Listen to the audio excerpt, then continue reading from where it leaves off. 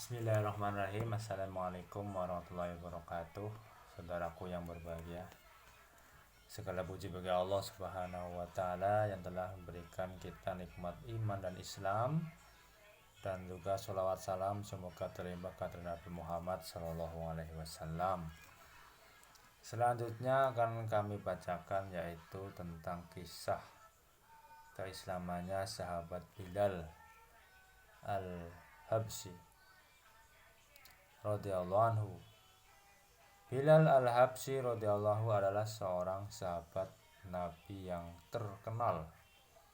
Dia menjadi muadzin atau juru adzan tetap Masjid Nabawi. Pada mulanya ia adalah seorang budak milik orang kafir. Jadi dia itu seorang budak yang majikannya adalah orang kafir. Kemudian ia memeluk Islam yang menyebabkan ia banyak mendapatkan berbagai siksaan dan kebencian dari orang-orang kafir. Umayyah bin Khalaf adalah seorang kafir yang sangat memusuhi Islam. Ia membaringkan Bilal radhiyallahu di atas padang pasir yang sangat panas di bawah terik matahari, Masya Allah, seraya meletakkan batu yang besar di dadanya. Bilal ini pernah dijemur di padang pasir yang panas, bahkan ditindih batu sama orang kafir. Majikannya kali ini ya. Sehingga Bilal radhiyallahu anhu sulit bergerak sedikit pun, lalu dikatakan kepadanya, apakah kamu siap mati seperti ini atau tetap hidup dengan syarat kamu tinggalkan agama Islam? Jadi Bilal ditawari mau mati atau selamat, tapi syaratnya meninggalkan Islam. Maka Bilal terus mengucap dalam lisannya yaitu ahad, ahad, kalimat ahad, ahad artinya esa atau satu. Maksudnya Allah itu Maha Esa. Jadi dia meyakini Tuhan itu esa. Berbeda dengan majikannya yang menyembah banyak berhala.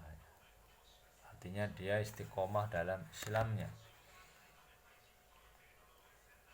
Pada malam hari ia dirantai dan dicambuk terus-menerus sehingga badannya penuh luka. Dan pada esok harinya dengan luka itu ia dijemur kembali di padang pasir yang panas sehingga lukanya yang semakin parah. Majikannya berharap ia akan meninggalkan agama Islam atau mati perlahan-lahan dengan cara seperti itu. Jadi disiksa ya sama majikannya. Orang-orang yang menyiksa Bilal itu bergantian.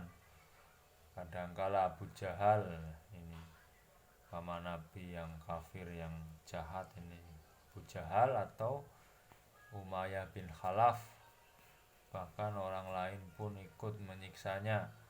Setiap orang berusaha menyiksa lebih berat lagi. Ketika sahabat Abu Bakar radhiyallahu anhu melihat hal itu, ia kemudian menebusnya atau membeli Bilal radhiyallahu anhu dengan segera memerdekakannya. Jadi ketika itu sahabat Nabi Abu Bakar ini melihat kondisinya Bilal, kemudian dia menyelamatkannya dengan menebus.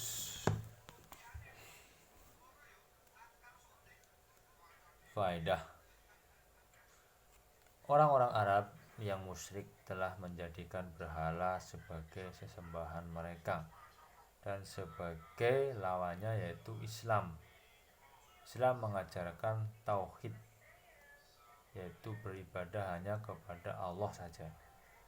Inilah yang menyebabkan dari lisan Bilal radhiyallahu selalu terucap kalimat ahadun, karena hubungan dan cintanya yang tinggi terhadap Allah yang Maha Esa. Sekarang kita banyak melihat cinta yang palsu. Seorang yang dicintai tentu akan merasa nikmat bila disebut namanya, kadangkala tanpa tujuan yang jelas namanya akan disebut-sebut. Lalu bagaimanakah dengan kecintaan kepada Allah Subhanahu wa ta'ala yang pasti akan berguna di dunia dan di akhirat. Kecintaan itulah yang membuat sahabat Bilal radhiyallahu anhu rela disiksa sehingga menderita.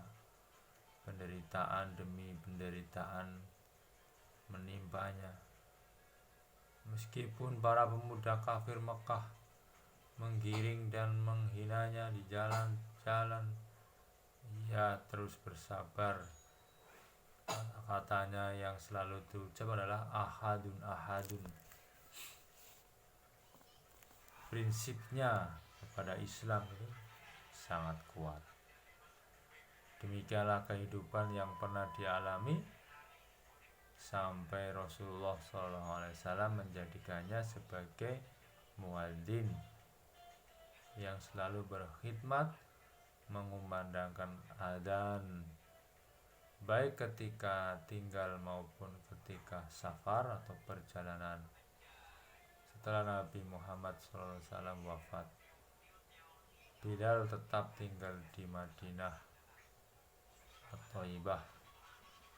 Namun ia tidak tahan lagi melihat tempat Nabi Muhammad SAW yang telah kosong, sehingga ia berniat menghabiskan sisa hidupnya untuk berjihad, dan beberapa lama ia tidak akan kembali ke Madinah.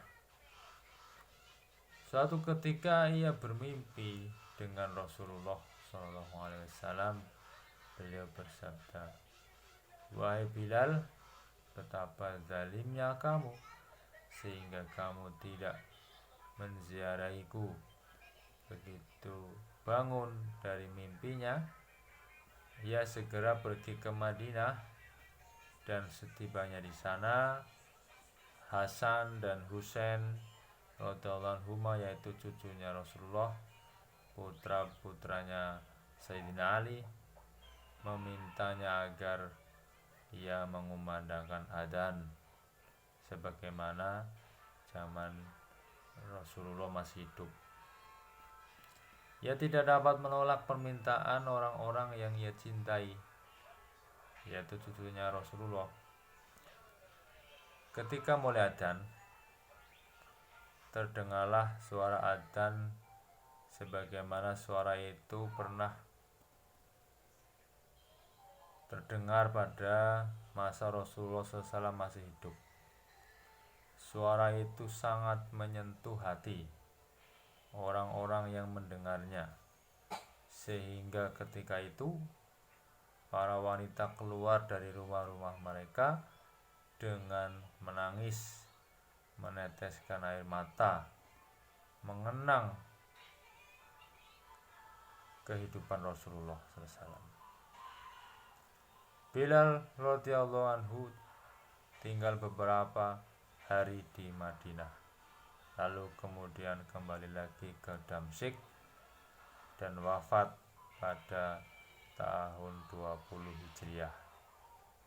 Kisah ini dapat dibaca dalam kitab Usudul Ghobah, juga termaktub di dalam kitab Fadilah Amal bab kisah-kisah sahabat Nabi. Demikianlah saudaraku yang berbahagia, kisah Islamnya Bilal radhiyallahu anhu mudah-mudahan menjadi ibrah bagi kita, manfaat bagaimana Bilal ini sangat mencintai agama Islam. Dia sampai rela disiksa, diancam. Bagaimanapun penderitaan yang dialami, dia tetap memegang agama Islam. Subhanakallahumma wa bihamdika asyhadu an la ilaha illa anta astaghfiruka wa atubu ilaik. Wassalamualaikum warahmatullahi wabarakatuh.